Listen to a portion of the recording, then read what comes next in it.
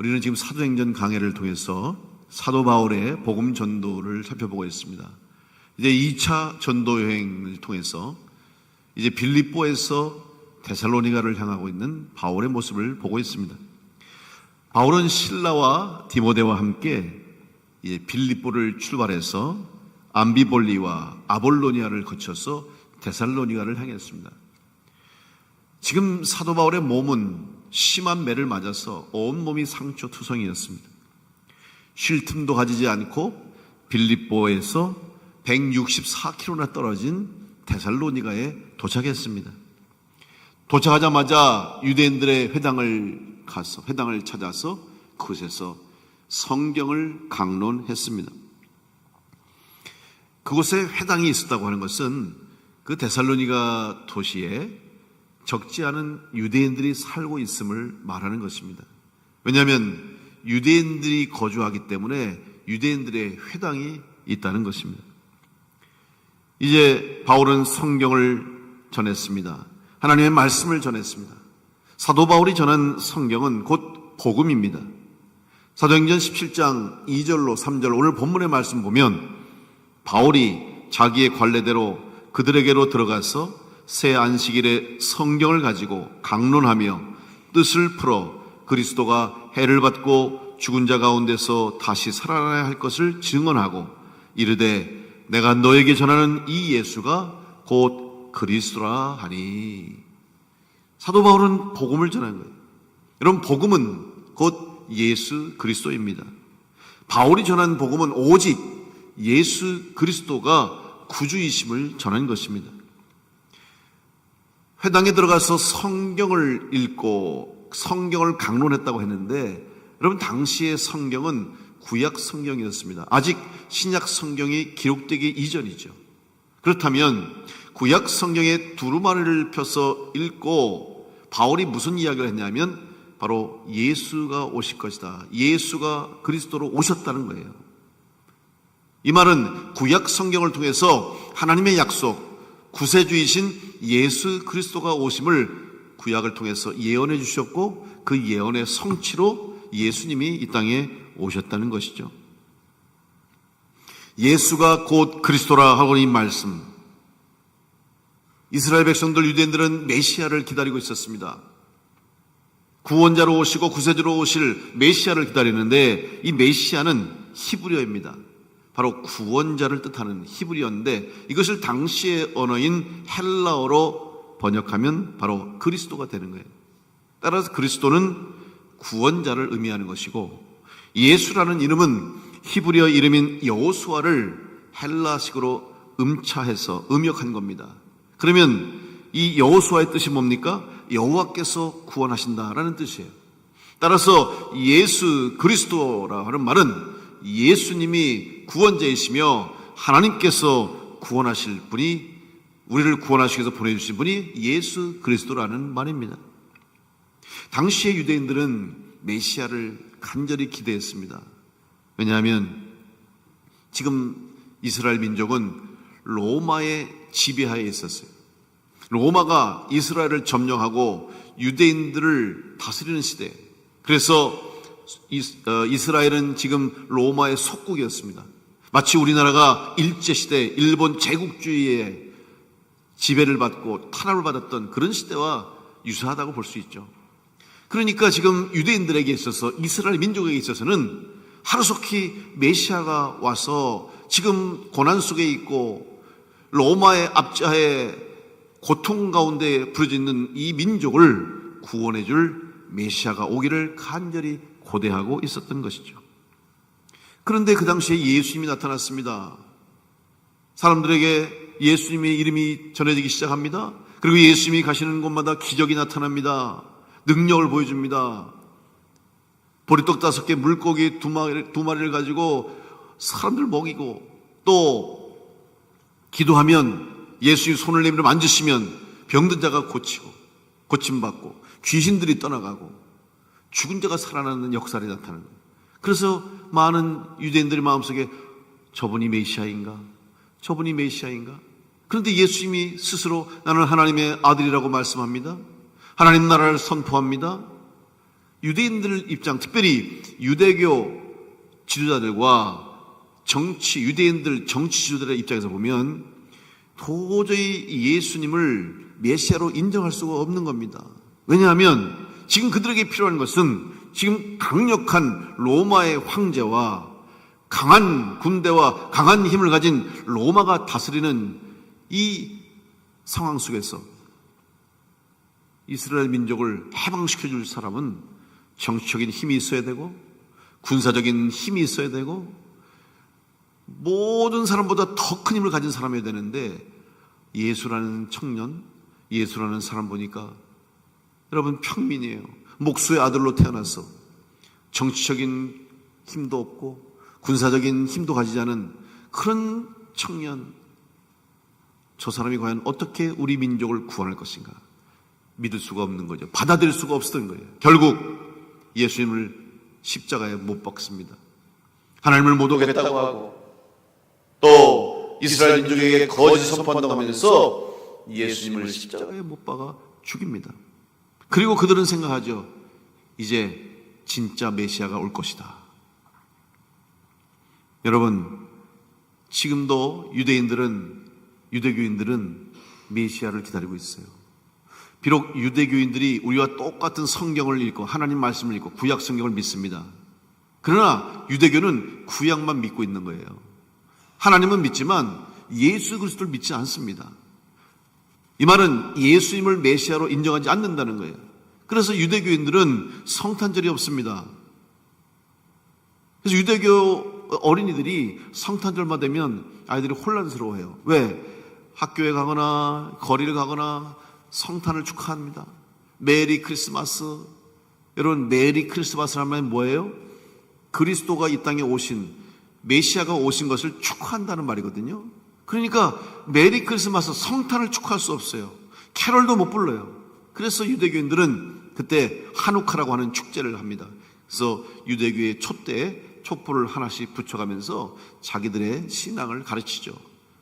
성탄이 없는 거예요.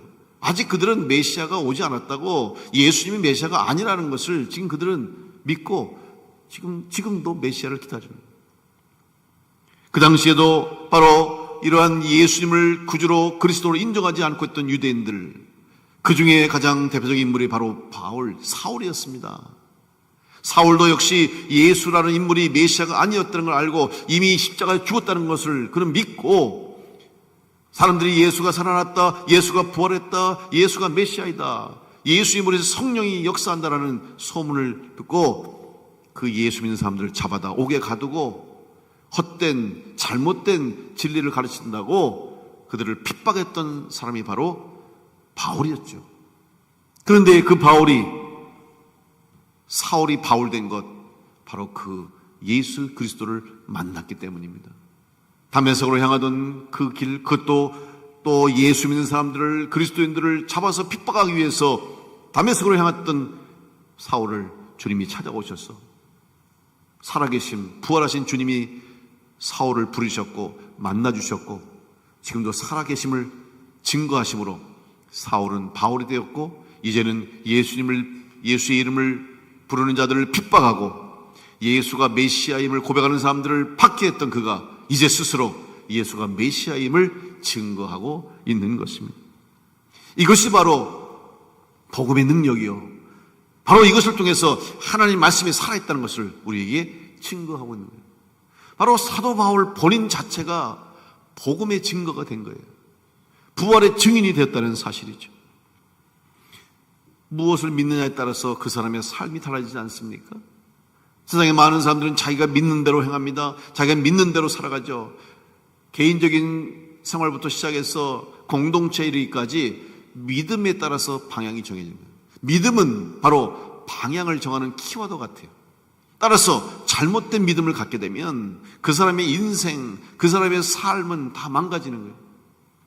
지금도 우리는 주변에 이단과 사이비에 빠져서 잘못된 믿음을 가지고 자기의 인생을 망치고 삶을 송두리째 빼앗기고 가족과 사랑하는 사람들에게 상처를 주고 아픔을 주는 사람들이 얼마나 많은지 몰라요. 왜 그랬습니까? 잘못된 믿음 때문에 그렇습니다. 하나님의 말씀인 성경에 기록된 이 세상을 구원하실 구세주 메시아 그리스도는 오직 예수 그리스도 한 분인 줄로 믿습니다. 아멘이 너무 적어요. 여러분 이거 안 믿으면 큰일 나는 거 아니에요? 속으로는 다 아멘 하시죠? 속으로는 하지 마시고 고백하시기 바랍니다. 예수 그리스도가 우리의 구주이심을 믿으시기 바랍니다.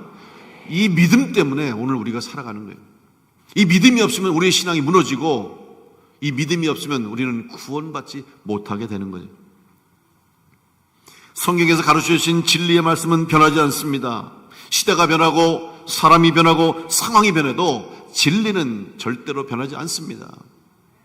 만약 이 말씀이 거짓이었다면 지금 이 긴 세월 동안 성경 말씀이 전해질 수 있었을까요?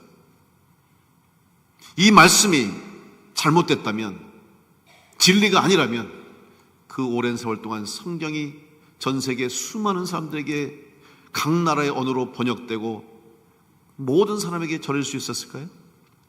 어떤 사람, 많은 학자들이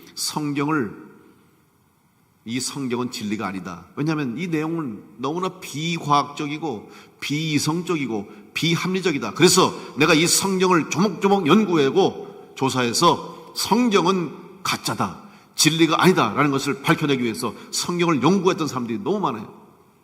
그분들 어떻게 했는지 아십니까? 성경이 가짜고 진리가 아니라는 걸 연구하다가 하나님 만나고 예수 믿고 말씀 믿고 구원받았어요. 어느 누구도 끝까지 이 성경은 진리가 아니고 이 성경은 거짓이라는 것을 밝혀낼 수가 없어요. 왜? 진리이기 때문에 그래요. 오늘 진리의 말씀으로 오셔서 우리를 구원해 주신 예수 그리스도, 변치 않고 살아서 지금도 우리와 함께 하시는 주님, 성령을 보내주셔서 주님의 능력을 체험케 하시고 우리의 인생을 인도하시는 그 예수 그리스도께서 동일하게 지금도 우리와 함께 하시고, 사도행전을 통해서 사도 바울과 함께 하셨던 주님, 사도 바울의 삶을 인도하신 성령님, 그 성령님 주님이 오늘도 변치 않고 동일하게 우리의 삶 가운데, 우리 교회 가운데, 여러분 가운데 함께 하시고 역사하시고 일하심을 믿고 믿음으로 예수 그리스도가 곧 구주이심을, 예수가 곧 그리스도심을 믿고 고백하며 승리하는 여러분 될 수 있기를 간절히 축원합니다. 사도행전은 더 이상 28장으로 끝나는 게 아닙니다. 사도행전이 29장, 30장 계속 이어갈 수 있는 것은 동일한 복음, 예수 그리스도의 은혜가 지금도 우리 가운데 역사하기 때문입니다. 그런데 이 세상에는 이 진리를 왜곡하고 진리를 속이며 가짜 진리를 만들어내는 많은 사람들이 있습니다. 성도들을 미혹하고 유혹하고 교회를 시험하는 마귀와 사단의 유혹이 계속되고 있습니다. 어떤 사람은 그런 질문을 해요. 그러면 도대체 하나님 말씀이 진리이고 주님이 우리가 구주가 되시고 하나님이 살아계신데 왜 이런 이단이 이렇게 일어납니까? 왜 사이비가 생깁니까? 사도 바울 당시에도 잘못된 교리가 있었고 초대교회 때도 이단이 있었어요. 지금까지 2000년의 교회 역사 가운데 항상 이단과 사이비는 있었습니다. 앞으로도 있을 거예요. 왠지 아십니까? 우리가 흔히 세상에서 진짜와 가짜를 구분합니다. 진품이 있고 가품이 있어요. 근데 흔히 세상 말로 여러분 짝퉁이라는 말 들어보셨죠? 모조품이 있어요. 여러분도 모조품 한두 개는 있을 거예요. 저도 가방을 어느 분이 모조품 가방을 줬어요. 저도 그냥 모조품이니까 편하게 막 들고 다니는데 어느 날 갑자기 어떤 목사님이 아이고 목사님 그렇게 비싼 가방을 들고 다니세요. 이거 안 비싼데? 그랬더니 뭘 안 비싸? 이거 가짜예요? 그랬더니 아이 무슨 소리야 진짜로. 그럼 진짜라고 그러라고 그랬어요. 가짜를 들고 다니는데 진짜래. 그만큼 정교하게 잘 만들었거든요. 근데 여러분 모조품을 어디서 어떤 모조품 만드는지 아세요? 아무거나 모조품 안 만들어요. 짝퉁도 이름 있는 명품, 비싼 거, 귀한 거, 그거를 짝퉁으로 모조품 만들지 흔한 거, 싼 거는 모조품을 안 만들어. 왜?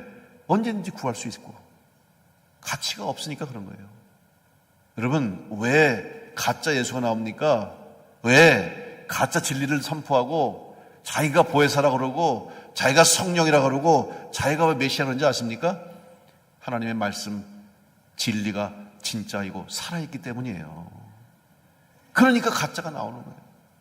그리고 이것이 얼마나 귀하고 얼마나 가치 있는 하나님의 말씀이요 진리, 사람을 살리고 영혼을 살리는, 이 세상을 구원할 수 있는 진리이기 때문에 사이비와 이단이 나오는 거예요.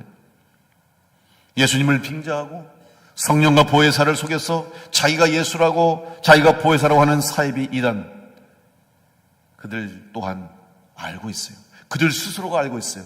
자기들은 가짜고 예수 그리스도가 진짜 구주이심을 그들 스스로가 알고 있는 겁니다.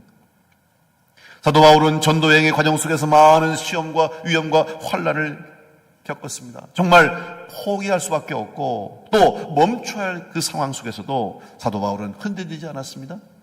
왜냐하면 예수가 곧 그리스도라고 하는 믿음이 있었기 때문에 사도 바울은 그 믿음을 끝까지 버릴 수가 없었던 것입니다.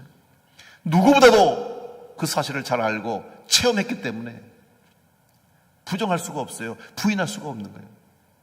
사랑하는 성도 여러분, 신앙생활을 통해서 여러분의 신앙생활에 체험이 있기를 간절히 축복합니다.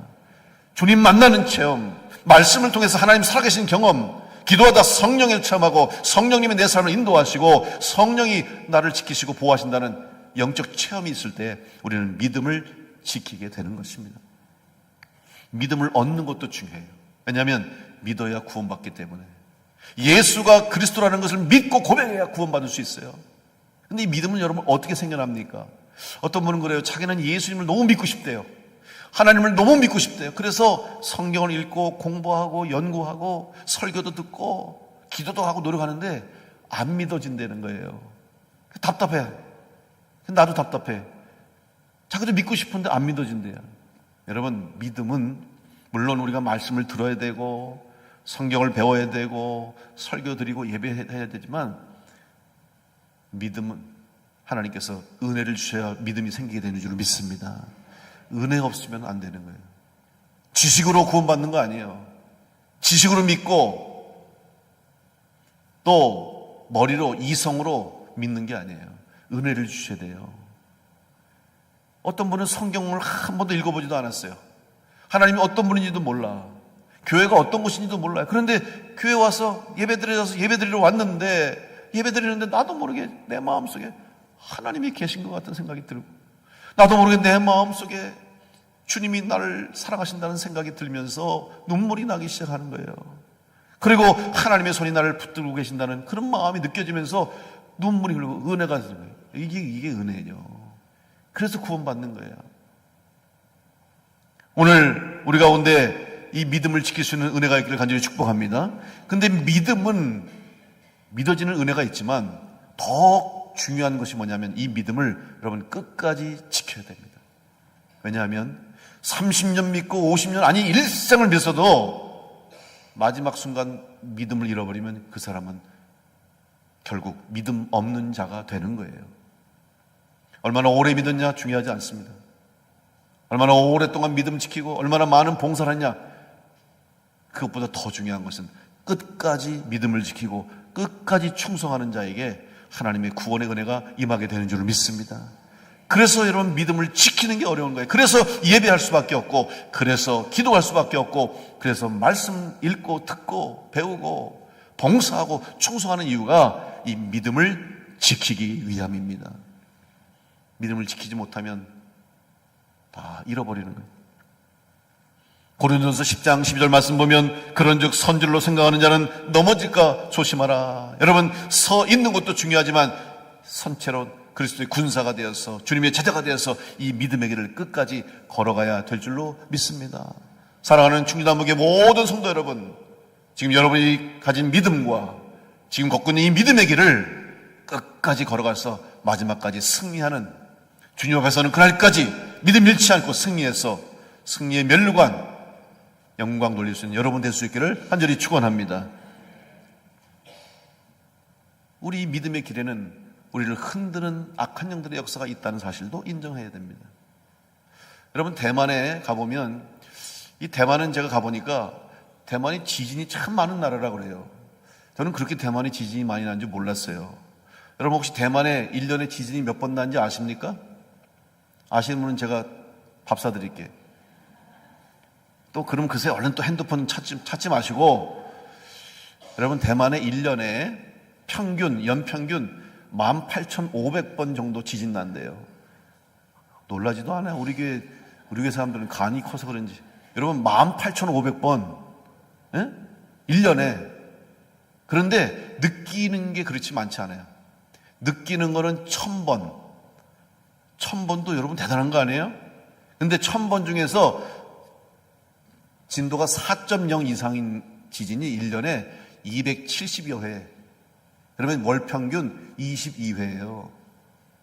여러분 한 달에 22번 지진이 4.0이 나는 거예요. 거기서 살더라고요. 우리나라 좋은 나라 아니에요?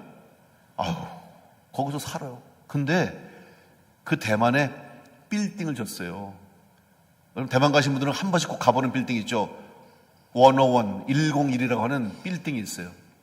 이 빌딩이 얼마나 높으냐면 509m인데요. 2004년도 12월 31일 완공될 때 당시에 세계 최고의 빌딩이었어요. 최고 높은 빌딩이었어요. 지금은 세계 11위로 떨어졌죠. 왜냐하면 2010년도에 아랍에미리트 두바이의 부르즈 할리파라고 하는 828m 이제 빌딩이 세워졌고, 물론 그 이후로 많은 높은 고층 빌딩이 생겨요. 우리나라 롯데타워가 더 높긴 해요. 어쨌든 이렇게 높은 원어원 빌딩이 그것도 대만에 1년에 18,000번이 넘는 지진이 나는 땅에 세워졌어요. 흔들리지 않고 잘 서 있어요. 비결이 뭔지 아십니까? 내진 설계를 했는데 이 빌딩 중심부에 지진이 났을 때, 흔들렸을 때 중심을 잡아주는 기구가 하나 있어요. 이게 댐퍼 보이라고 하는 큰 원형의 마치 공같이 생긴 거예요. 이게 얼마나 크냐. 자, 저게 이 건물의 87층부터 92층 사이에 가운데 저렇게 있어요. 두께가 이 12.5cm가 되는 철판을 41개를 계속 붙여서 만들었는데 직경이 5.5m입니다. 여러분 무게가 얼마인지 아세요? 660톤이래요. 660톤이 되는 그 어마어마한 무게를 지금 그 빌딩의 87층부터 92층 사이에다가 매달아 놓은 거예요. 그리고 이것이 지진이 났을 때 지진이 흔드는 방향의 반대 방향으로 이동하면서 중심을 잡아준다는 거예요. 그래서 그 높은 초고층 빌딩이 매일 거의 하루 건너씩 지진이 남에도 불구하고 거기에 우뚝 서 있을 수 있습니다. 저는 저 장치와 모습을 보면서 신앙적으로 생각해 봤어요. 그렇구나. 오늘 우리의 믿음, 우리가 이 믿음을 지키고 지금도 우리를 흔들고 넘어뜨리고 하는 마귀와 사단의 역사가 많은 이 세상 가운데 살면서 넘어지지 않을 수 있는 이유는 믿음이다. 흔들리지 않는 믿음, 굳건한 믿음, 단단한 믿음을 우리 가운데 소유할 때 우리는 어떠한 시험과 어떠한 유혹에도 넘어지지 않고 쓰러지지 않게 될 줄로 믿고, 여러분 이 믿음이 여러분 가운데 있기를 간절히 축복합니다. 근데 이 믿음이 어디 있는 거예요? 가운데 보이지 않는 곳에 있어요. 그리고 필요한 위치에 있는 거예요. 여러분 만약에 이 공을 자랑하려고 건물 꼭대기에 매달아 놔보세요. 넘어가는 거예요. 저 밑방에서 보이지 않는 곳에. 아니에요. 필요한 곳에, 드러나지는 않지만 중심에, 이 중심을 잡아주는 위치에 있을 때 흔들리지 않듯이 오늘 우리의 믿음이 남들에게 보이지 않을 때가 있어요. 여러분 믿음을 보여주려고 하지 마세요. 여러분 믿음을 보이려고 하지 마세요. 하나님께서 다 보시는 줄로 믿습니다. 굳이 보이려고 하지 않아도 우리 믿음은 필요한 곳에 있으면 하나님이 보시는 거예요. 그리고 그 믿음을 자꾸 드러내려고 하면 문제가 생겨요. 하나님께서 이스라엘 민족에게 왕을 세우실 때 사무엘에게 주신 말씀이 뭔지 아십니까? 사무엘상 16장 7절에 보면 여호와께서 사무엘에게 이르시되 그의 용모와 키를 보지 말라. 내가 이미 그를 버렸노라. 내가 보는 것은 사람과 같지 아니하니 사람은 외모를 보거니와 나 여호와는 중심을 보느니라 하셨습니다. 오늘 여러분의 믿음의 중심을 하나님이 보시는 줄 믿고 여러분 하나님 앞에 견고히 서 있는 믿음의 성도들 될 수 있기를 간절히 축복합니다. 사도 바울에는 이 믿음이 있었어요. 그렇기 때문에 어떠한 상황과 환경 속에서도 사도 바울은 주눅들지 않았어요. 흔들리지 않았습니다. 믿음으로 예수가 곧 그리스도이심을 깨닫고 구원의 확신을 갖게 되면 세상의 기준과 방법이 최우선이 되지 않습니다. 또 세상 사람들의 방법과 세상 사람들의 길을 따라가지 않습니다. 왜냐하면 하나님의 인도하심을 믿고 성령의 역사하심을 믿기 때문에 우리의 기준이 또 우리의 방향이 바로 믿음의 방향이 되는 것이고 하나님의 뜻을 따르는 다른 삶을 살 수가 있는 거예요. 그렇기 때문에 그리스도의 삶이 다른 겁니다. 그렇기 때문에 그리스도인의 방식이 다른 것입니다. 세상 사람들과 다른 방식으로 사는 이유가 뭡니까? 우리가 세상 사람들과 다른 결정을 하고 다른 삶의 양식을 따라 사는 이유가 뭐냐? 바로 하나님을 향한 믿음이 있기 때문에 우리는 이 믿음 안에서 믿음의 눈을 가지고 바라보는 거예요. 오늘 본문에서 사도 바울이 데살로니가에서 복음을 전했습니다. 그럼 그때 그 데살로니가 도시에 경건한 헬라인의 큰 무리와 적지 않은 귀부인이 바울과 신라를 따랐다라고 기록하고 있습니다. 이 데살로니가는 당시에 로마의 속주였던 마게도냐의 행정수도였습니다. 행정수도라는 말은 그 도시에 로마의 총독이 거주했다는 것을 말하는 것입니다. 총독은 누구냐면 로마의 황제를 대신해서 로마의 황제의 권한을 가지고 로마의 도시를 다스렸던 사람이 총독이에요. 거의 왕권을 가진 사람이죠. 그러면 이 데살로니가라는 도시가 얼마나 큰 도시라는 것을 말해주는 거예요. 왜냐하면 로마의 황제를 상징하고 로마의 황제의 명을 받아서 총독으로 와 있는 사람이 거주하는 도시라는 것은 그 도시 자체가 로마와 거의 유사한 모든 시설들을 가지고 발전돼 있었고 최고의 삶을 누릴 수 있는 도시가 바로 데살로니가였던 거예요. 제가 성지순례를 가서 터키, 그리스를 가서 사도 바울의 이 전도 여행을 다녀본 적이 있어요. 근데 거기 가보면 에베소도 가봤고 빌립보도 가봤는데 얼마나 의리한지 몰라요. 지금 흔적만 남았어요. 다 이제 무너지고 터만 남아서 조금씩 복구하고 있습니다만은 그 터만 봐도요 얼마나 대단한지 몰라요. 그 당시에 어떻게 이런 건물을 만들 수 있었고 이런 시설을 만들까? 여러분 당시에 로마에 가보면 거기 뭐 목욕탕, 사우나, 도서관, 그 다음에 필요한 무슨 상가, 유흥시설, 여러분 지금 그렇게 전화도 조금도 손색이 없을 정도로 얼마나 발전했는지 몰라요. 그 당시에. 그리고 건물들의 크기가 어마어마합니다. 여러분 대리석은 세계에서 가장 최고의 대리석이 어디예요? 로마 대리석이에요. 이탈리아. 그 좋은 대리석을 가지고 웅장하게 신전을 짓고 건물을 올리고 기둥들이 말이죠 으리으리합니다. 그러니 그 앞에 들어서는 사람들은 기가 죽는 거예요. 주눅이 들 수밖에 없어요.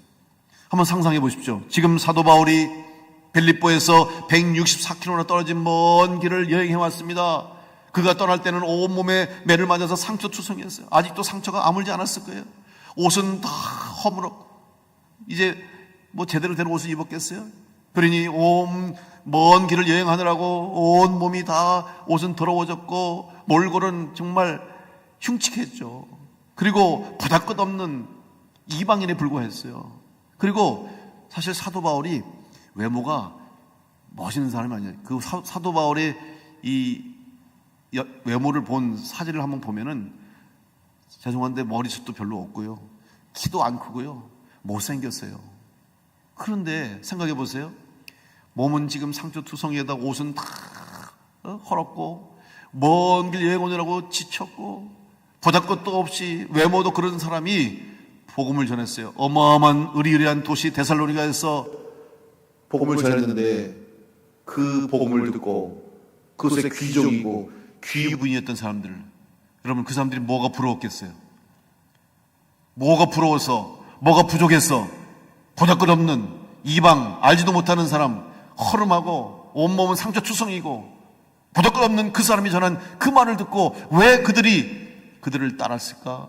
성경에 보니까 그들이 바울과 시라를 따랐다는 것은 단순히 전한 말씀을 듣고 인정하고 고개를 끄덕인 것이 아니라 믿음의 길을 가겠다고 따라간 거예요. 함께 믿음의 길을 가겠다고 그들의 삶이 바뀐 겁니다. 어떻게 이 일이 가능하겠습니까? 그것이 바로 복음의 능력이요, 성령의 능력이요, 하나님의 말씀의 능력인 줄로 믿습니다. 복음이 전해지는 곳에는 세상 사람들이 이해할 수 없는, 세상 방법으로는 설명할 수 없는 놀라운 역사와 기적과 이사가 일어날 수 있는 거예요. 이것이 바로 기적이요, 이것이 바로 하나님의 말씀의 능력인 것을 믿고, 오늘 여러분의 삶 가운데 예수가 곧 그리스도를 믿고 고백하며 복음의 능력으로 승리하며 복음의 능력 가운데서 성령의 역사하심을 체험하며 날마다 기적을 체험하고 간증하는 여러분 될 수 있기를 간절히 축원합니다.